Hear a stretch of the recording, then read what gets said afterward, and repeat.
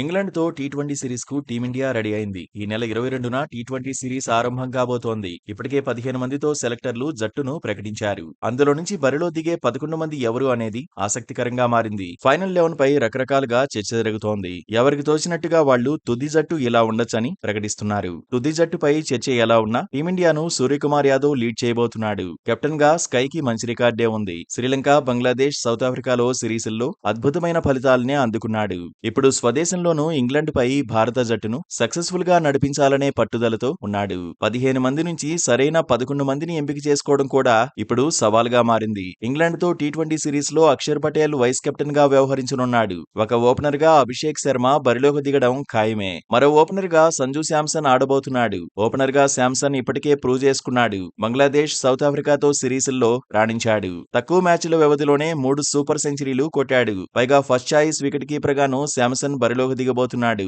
Opening జోడీపై భారీ అంచనాలే ఉన్నాయి. మూడో స్థానంలో సూర్యకుమార్ యాదవ్ ఆడతాడు అనడంలో డౌట్ లేదు. ఇప్పటికే తన స్థానాన్ని పర్మినెంట్ చేసుకునే దిశగా తిలక్ వర్మ పునాదులు వేసుకున్నాడు. సౌత్ ఆఫ్రికాతో సిరీస్ లో 2 అదిరిపోయే సెంచరీలు సాధించాడు. మూడో స్థానాన్ని ఫిక్స్ చేసుకున్నాడు. 4వ స్థానంలో కెప్టెన్ సూర్యకుమార్ యాదవ్ బరిలోకి దిగుతాడని ఎక్స్పర్ట్స్ అంటున్నారు. 5వ స్థానం హార్దిక్ పాండ్యాదే అని తేల్చేస్తున్నారు. 6వ స్థానంలో రింకును ఆడించే అవకాశాలు ఉన్నాయంటున్నారు. రింకు సింగ్ తో లోయర్ మిడిల్ ఆర్డర్ స్ట్రాంగ్ అవుతుందంటున్నారు.